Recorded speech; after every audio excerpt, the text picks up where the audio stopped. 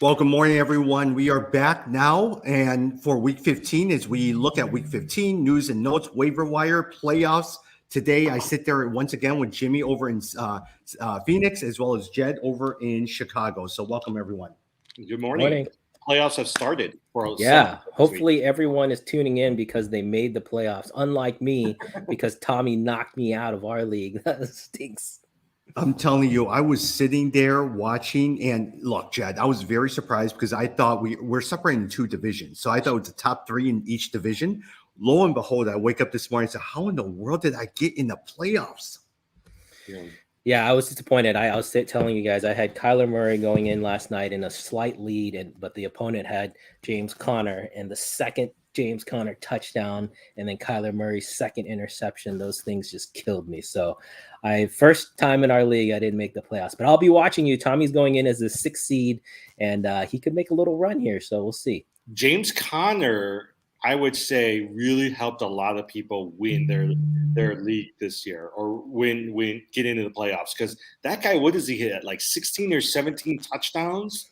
Yeah. You know, for somebody who they just signed to a 1-year deal, he's getting a big contract next year. I'll say that. Oh, yeah. And if you look at his draft position, he was probably drafted more like in the 3rd, 4th, even 5th rounds. And so he paid out at a 1st-round response. So that was definitely, you know, it's always fun to look back. Usually there's 1 or 2 or 3 players that are consistent across all the championship teams. I wouldn't be surprised if Connor is one of those guys. Well, I'll tell you this, like the 2 people who looked so good yesterday, Cooper Kupp, who is the #1 wide receiver. You can tell Matthew Stafford's always looking for Cooper Kupp, especially when he's like 3rd and whatever, he's always going, and James Conner. I mean, DeAndre Hopkins had that big drop in the 4th quarter, but AJ Green did pretty decent, but Conner's look good. If you look at the stats, James Conner's had 13 rushes, 31 yards, but he also had 9 catches, 94 yards. On the other hand, AJ Green had 7 catches, 102 yards. The problem with that is Kyler Murray threw 2 interceptions and no touchdowns at all. Yeah, and I was going to say, the weird thing, again, going into your playoffs, you guys should be paying attention to matchups, but you have to also look at trends. So the Cardinals have played not as well at home as they have on the road. And so if I had to follow that closely, I would have considered playing Burrows over Kyler Murray because he was playing at home. Yeah. So and playing the Rams, who the Rams are obviously a really good defense. But Chad, what's your advice for me where I got into the playoffs, but I can't make moves? Yeah, your advice is just put whoever is a warm body. You're like the Chicago Bulls. You have, COVID, and you're just throwing in whoever can play. Hey, look, I'm stuck with Philip Lindsay. All right, I'm stuck. He's on my roster. Yeah. But remember, the Chicago Bulls canceled 2 games, so they can't play anymore because of COVID. Yeah, that was crazy. It's interesting how that impacts our fantasy league too, because Well, look at Jalen Ramsey. He was just knocked out with COVID, tested positive 5 hours before the game. So a lot of times you're sitting there watching. You think that these guys are playing, but you got to monitor it. Well, I thought the Cardinals receivers were going to go nuts because they were down to the Rams were down to their 3rd string cornerback. But what ended up happening was they got so much pressure from the line that it made up for the corners. And so then the defense still dominated. Did you notice Aaron Donald had 3 sacks? Man, he was so good. Oh, did you guys hear the other stat too? So I don't know if you saw at the end of the game, the Cardinals tried to make a comeback, got a field goal, and then they recovered an onside kick. But I don't know if you heard the stat. In the first 14 weeks of the NFL season, there were 4 recovered onside kicks. And then this past weekend, there were 4 recovered onside kicks. So that was crazy. Well, okay, so here's the other thing, and then we need to kind of go into the fantasy, but that's Kingsbury and Murray did not handle that last minute well. Because I was like, okay, so the last play of the game, what he should have done is gone up to the line and just spiked the ball and stopped the clock, right? Why he decided to try to create a play and then got sacked is beyond me. So he should have given himself some time to just throw that deep ball and give them a chance to win. Well, the mistake was even before then. I mean, the commentators were talking about it, that they should have took the field goal when they had about a minute left. That's true. Instead of going for 4 downs. Yeah, if they had about a minute left, they should have taken the field goal then and then gone for the onside kick, because you have to leave yourself time. So anyway, but it's all hindsight. I mean, it was a fun game. The reality is they didn't deserve to win. The Rams deserved to win. It was so funny. It always brings back its memory. I was at this event. Do you remember the Super Bowl a number of years ago where it was Atlanta Falcons versus the New England Patriots, and Falcons almost won, right? Yeah. And it just happened that one of the events was a conference, and I was sitting next to one of the owners of the Atlanta Falcons, and he had a card that says owner of the Atlanta Falcons. And he was saying he was so mad at what's his name, Shanahan, at that point, because he was the offensive coordinator. Yeah. He says the problem with these young offensive coordinators, they try to be too cute, like Kingsbury. They try to think that they're geniuses, and they do things that are outside the box when all they need to do is just kick the field goal.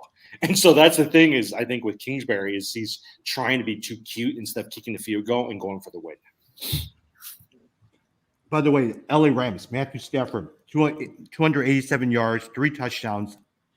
Cooper Kupp, 120 yards, but Odell Beckham, 77 yards, 1 touchdown. And Von Jefferson, 58 yards, 1 touchdown. The receivers are doing really, really well. Oh, Odell Beckham has had a touchdown in every game he's played for them. So, that's pretty good. I mean, I think you could see he really added to that offense. And really Stafford, it was good to see Stafford have a game when he needed to have a good game, because he's been a little bit up and down. If you look at the last 3-4 weeks, he hasn't been playing that well. So this was it's really setting up for a nice playoffs for the NFL. It's going to be exciting to see. Yeah. And with Henderson out with COVID, you have Sony Michelle, 79 yards. Sony Michelle is a great fill-in. You look at all of these backup running backs that we always talk about, Madison and Pollard, but Sony Michelle is really good coming from New England. Yeah, hopefully you picked him up 2 weeks ago, because last week he had the over 100 and a touchdown. Yeah, this week really, this week actually he had a solid game. It's just he didn't get the touchdown. But Darrell Henderson will be back. But I would guess that Sony Michelle has carved out a little bit more carries than he would have had otherwise. But it should be back to a timeshare this week. Mm-hmm. Yeah. Speaking of news and notes, a lot of times is I want to talk and get it over with. Chicago Bears loses to the Green Bay Packers 30-45. I was sitting on the plane going home from LA, and first half, everything was good. I said, wow, they're playing a very good game. I get home from the airport, turned on the TV. I said, what in the world? How they score 45 points? Aaron Rodgers, who says that his toe feels worse after Sunday night's game, he definitely had a setback. It sure wasn't showing any setbacks with his little pinky.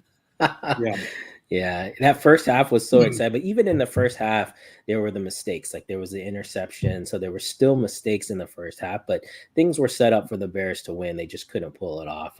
But, it's interesting. I don't know if you guys have been listening. It sounds like Nagy might make it, and he might not be fired, and they might get rid of the GM is what I was hearing. Oh, really? They might just flip the GM and still keep Nagy, which is interesting. But I don't know. We'll see. Well, I think the thing that you're hearing across the board, right, especially in Jacksonville and Chicago, the question is you've got the centerpiece in Trevor Lawrence as well as Justin Fields, and how do you develop them? Because at the core of it, whoever the head coach is has to be able to develop that quarterback.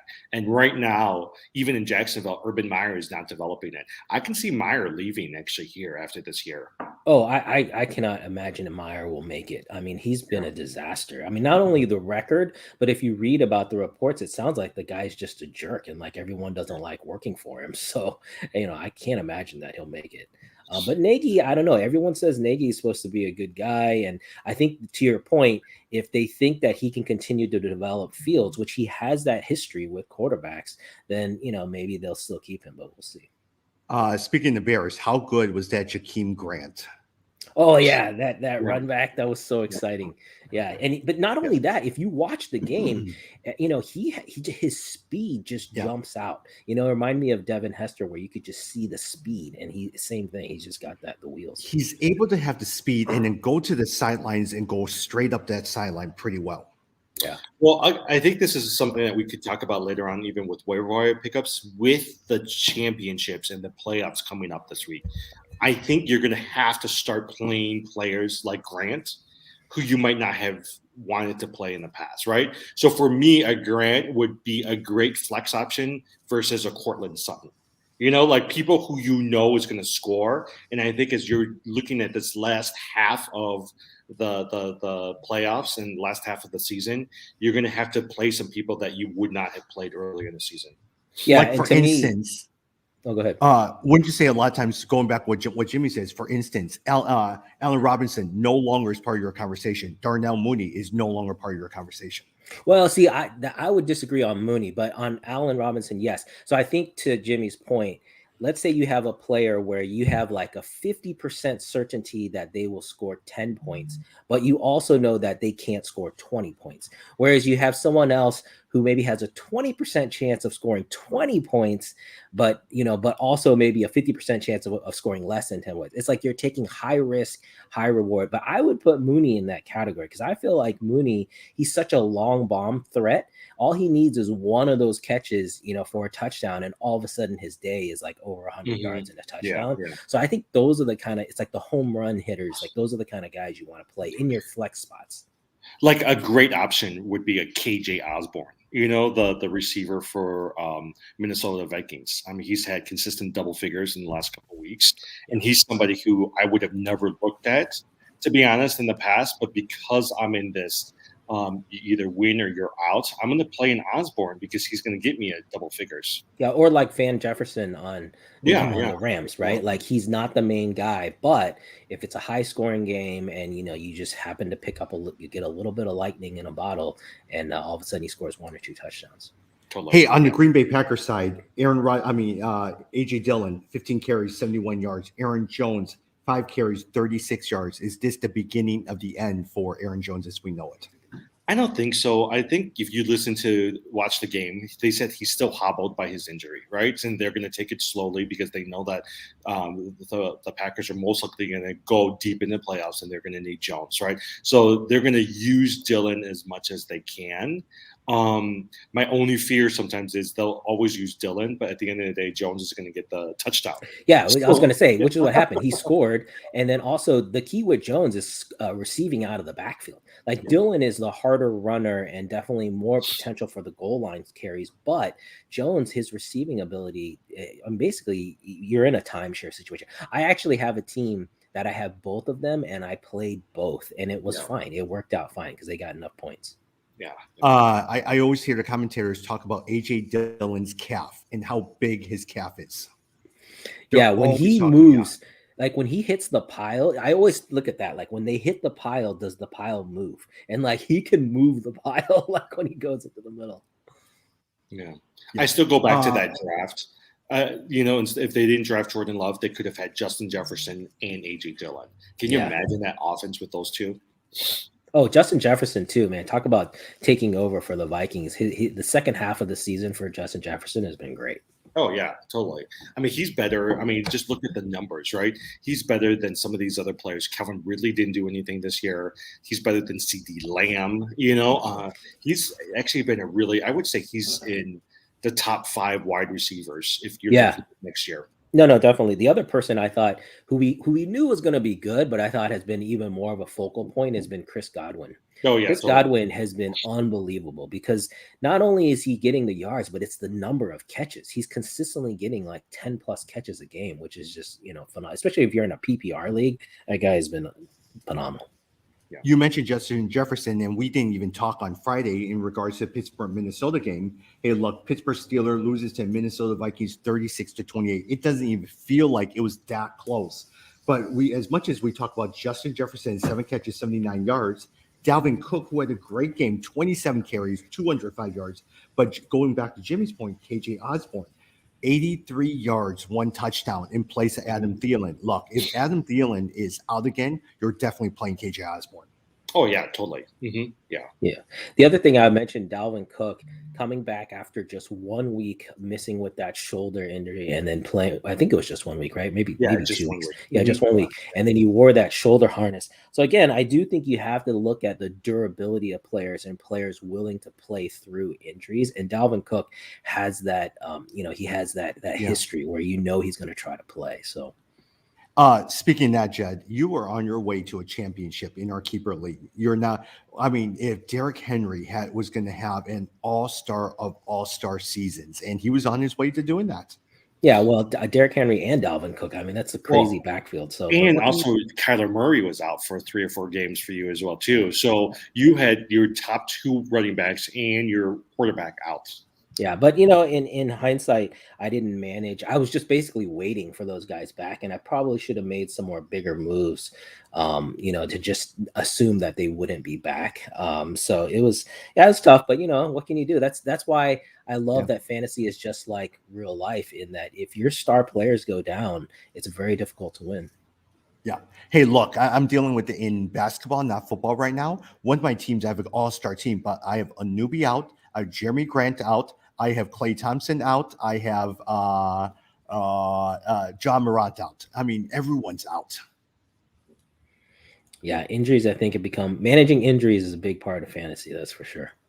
Hey, let's talk a little bit about the Baltimore game, Cleveland Browns game. Look, Browns won 24-22, and Baker Mayfield is terrible. I mean, the one thing that I was watching at Get Up, they said, look, Baker Mayfield is average, but they have an all-star defense for the Cleveland Browns, and they have a great running back, but Baker Mayfield is the one that's going to hold them back. With that said, on Baltimore, Lamar Jackson suffers a sprained ankle, and also he's going to get an MRI to determine the severity of it, but he was taken to the locker room early on in the second quarter. But other than that, I mean, if Lamar Jackson is out, it does not look good for the Baltimore Ravens. Yeah, I think they already came out and said that Lamar Jackson, it was not a high ankle sprain, which is a good sign, because then you would expect that, he shouldn't miss much time. Hopefully can I don't know if there's reports of him even being able to play this week, but yeah, I mean, obviously Lamar Jackson's a huge part of your team if you've got him. And if he can play, it'll make a big difference. The other person I want to mention though is Mark Andrews. Again, another guy that first half of the season was really struggling. Second half of the season has really turned it on. He had over 100 yards and a touchdown. So another solid player. But Jed, did you see Rashad Bateman? 7 catches, 103 yards. Yeah, Jimmy was talking about Bateman all season. And so if you picked him up, he's definitely paying off for you now. There's a couple of receivers that quite honestly are starting to emerge right now. I mean, it's also the end of the year. A Bateman, Amora St. Brown with Detroit has started kind of peeking his head. And there's a couple of people from a dynasty perspective that I've been picking up in a couple of my leagues where I was like, oh, if I keep them, they actually might do pretty decently well. You know who I really like is Michael Gallup in Dallas. Every game I watch him, he has such great hands. I feel like any ball thrown his way, he catches it. And so he's a guy that, even though there's so many wide receivers in Dallas, he's a guy I like. Yeah. Hey, speaking in terms of Dallas, a lot of times, even though they won 27-20 against the Washington football team, it doesn't look like Dak Prescott is right or back to its all-star level before the ankle injury. Is that how you guys are seeing it as well too? In that one league, I don't know if you're going to keep on playing Dak Prescott, but you could potentially win if he does well, but he's been so inconsistent right now, right? Like, you can even look at the numbers from CD Lamb. You can look at the numbers for Cooper. Only Gallup, honestly, going back to what you said, Jed, is the most consistent player. I do think when Tony Pollard is in, though, they are a much better offense than if Zeke is in there. So that's just all I've seen. Yeah, that's what I was going to say. The big thing to follow is whether or not Pollard is going to play. If Pollard is able to play, I do think it helps Dak. But I do think if you have Dak, you have to consider, do you sit him for some other options? Because he's been in the 200-yard category. He has not been over 300 yards. And you're right. I don't think he's totally healthy yet. He just doesn't look quite the same. Yeah. November 25th against the LA Raiders. This was during Thanksgiving. He had 375 yards. But the 2 games after that, it was 211, 230. The one game before that was 219 yards. And I've realized with all my teams, I have Dak Prescott on most of my quarterbacks.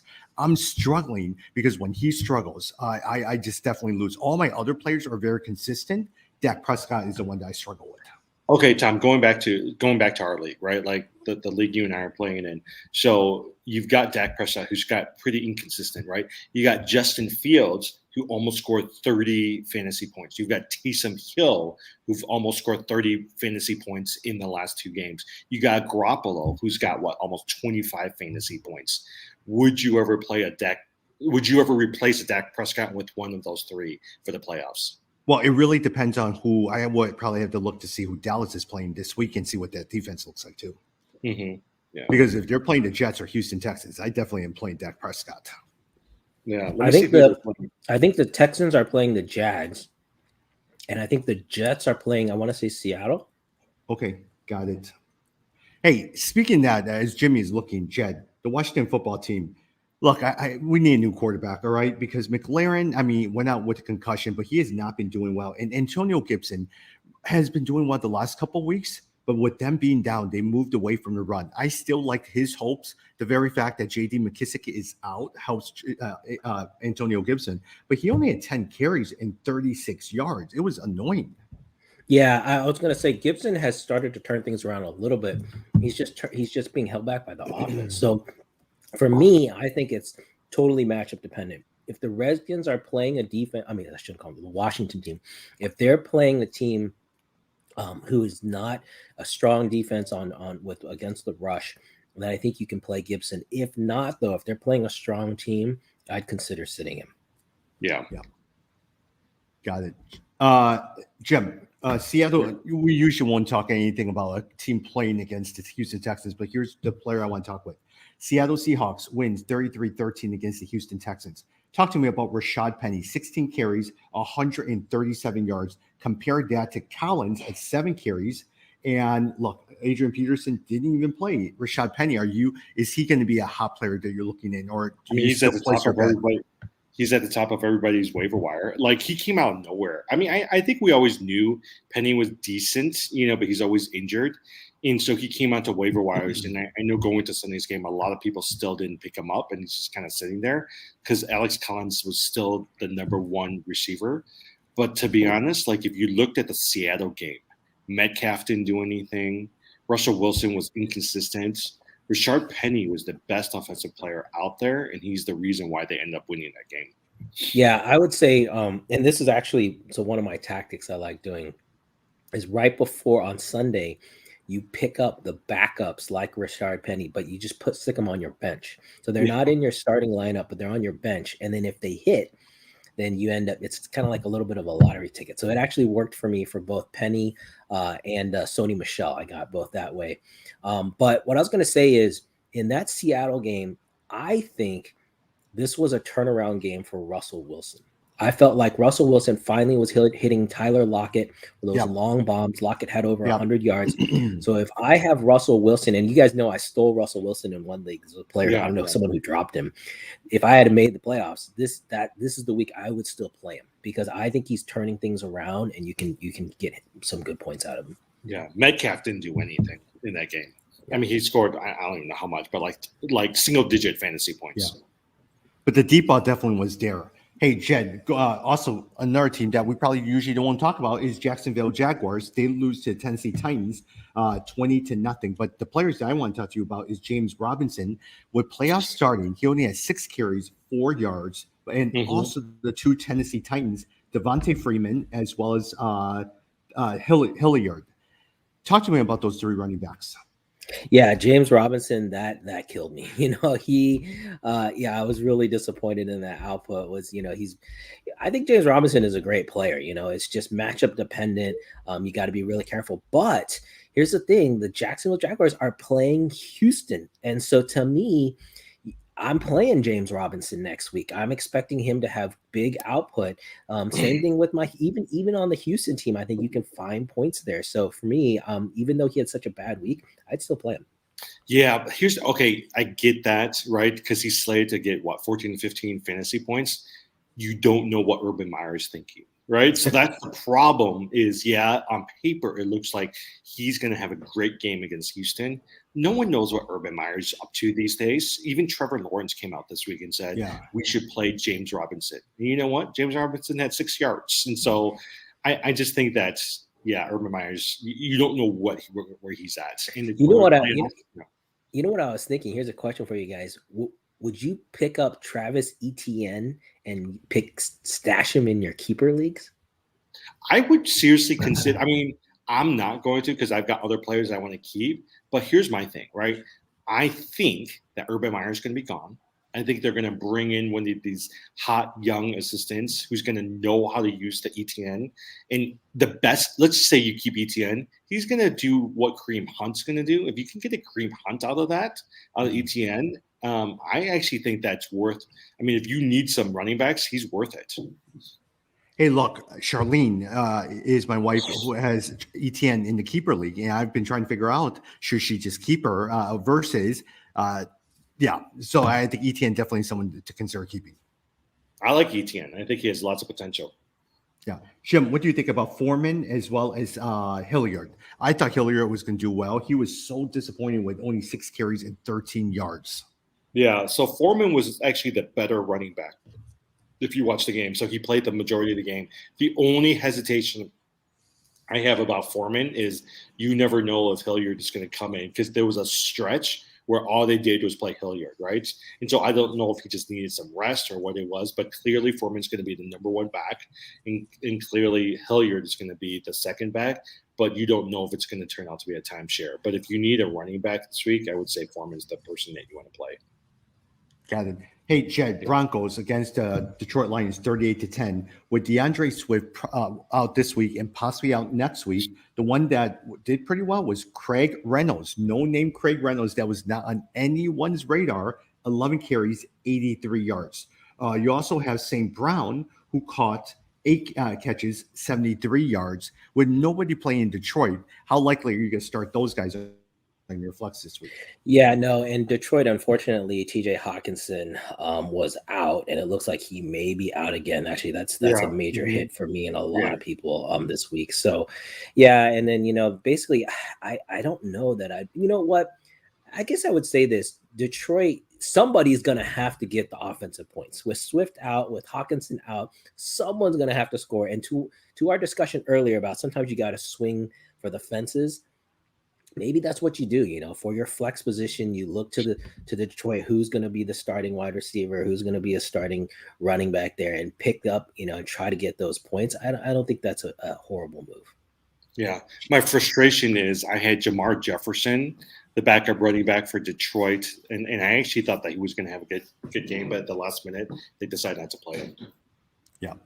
Jim, on the other hand, with the Denver Broncos, look at Melvin Gordon, who was out last week. We thought this was now Javonte Williams was now going to start all the time, but he came out with 24 carries, 111 yards, and 2 touchdowns. Javonte Williams did pretty good, 15 carries, 73 yards, and he also had a touchdown for a catch as well too. But it looks like it's going to be a timeshare if Melvin Gordon is healthy. Mm-hmm. I still think that you play Javonte Williams every week. I think he's got the potential. I mean, to do pretty well. I'm looking at how much he scored. He scored what, 20? I mean, think about it. Look at the last couple of weeks, right? 20 fantasy points, 27 fantasy points, 18 fantasy points. He's a consistent guy. He's going to get you at least 15 to 20 points. And so I don't have any worries. I still think if anything happens to Melvin Gordon next week or in the weeks to come, you always what do you call it? Williams seems like he's a workhorse. He's gonna get you the points. Yeah, Jed, a couple more questions I want to talk to you about, or a couple more games. San Francisco against the Cincinnati Bengals. They win 26-23. I would love to hear your thoughts on Jeff Wilson in light of the fact 13 carries, 50 yards, and then also with the Cincinnati Bengals. With the San Francisco 49ers. George Kittles has been doing so well since he came back from injury. So he's the only tight end who's even doing remotely well out there right now. It's not Kelsey, it's not Waller, it's Kittles, right? Kittles has been phenomenal the last 2 games. Yeah, well, yeah, I was going to say this back half of the season, Kittle has really, but he was hurt a little bit earlier on, but he really solidified his position in the top 3. He's been dominating the games. If you look at that, that combination of Kittles together with Deebo Samuels, and then I think Ayuk was out last week, but came back and had a touchdown this week too. It's just been a nice combination for them. And so if you have Kittle, definitely he's he's scoring points for you. Mhm. I was a little disappointed in Cincinnati. Actually, I thought Cincinnati was going to win this game. Joe Burrow had a decent game, so had over 300 yards, but was a little disappointed in the run game, especially. I thought the running game for Cincinnati is really where they lost it. See, I was fine with Cincinnati because Jamar Chase came back alive and scored 2 touchdowns. And so I was like, for a guy who didn't have anything from Jamar Chase the last few weeks, I was happy with Jamar Chase. Yeah, no, you're right. Jamar Chase definitely paid. I just meant as a team. I was Cincinnati is a team that you remember at one point they were leading their division. It felt like they had turned the corner, but really they lost games that they should win, and this is a game they should have won. And also T. Higgins, he started out slow, but boy, is he hot in the last 3 games, 114 yards, 138 yards, 114 yards. He's been doing really, really well. Yeah. Well, for that AFC North, right, they got Baltimore, they've got Cincinnati, Cleveland, right? No one knows. I mean, if Lamar Jackson is out, I mean, I think Cleveland might actually be the best team in terms of winning that division unless Cincinnati takes them. But right now, I think it's Cleveland's to lose in terms of the division. Yeah. Jim, as we look at waiver wire pickups, especially in light of playoffs, is Rashad Penny your number 1 waiver wire pickup this week? Yeah, I think he's out there. I'm looking at some of them. I think he's you're gambling on the fact that he's going to have another consistent running game. But Seattle is best when they have a good, consistent running game. And so I would say, look, if Rashad Penny's out there, go for Rashad Penny. The other people that KJ Osborne, I think we talked a little bit about him in terms of being out there. Michael Carter comes back from the IR this week, so I think that's somebody to monitor. Supposedly, Calvin Ridley can come off the IR if they end up taking him. I doubt he's going to end up playing. There's been some speculation, if you read the Atlanta news, that he might not play at all anymore, just because of all the mental stuff that he's going through. But those are a couple of folks that I would really look at. Amar St. Brown, I really like him for Detroit. I think he's a good wide receiver pickup. And then the other person I think to pay attention to, Kareem Hunt got injured for the Browns this week. Dearness Johnson may be a good pickup for you to take a look at as well too. Yeah.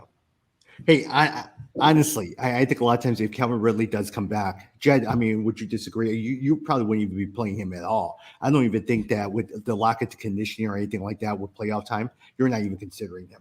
No, I'm not. And Cordell Patterson, again, still is the main guy I'd be looking at there. Yeah. Although I will say, Jimmy, there was a Mike Davis sighting, so he came back a little bit, had some points. Mike Davis had 14 touches this week. Who knew? Yes. So if you're desperate, Davis is someone you could maybe consider. Yeah. Hey, speaking of that, do you think it's the end of Matt Ryan in Atlanta? I don't. I mean, they're 6-7. They're in the playoff hunt, right? Let's just say that they kept Calvin Ridley.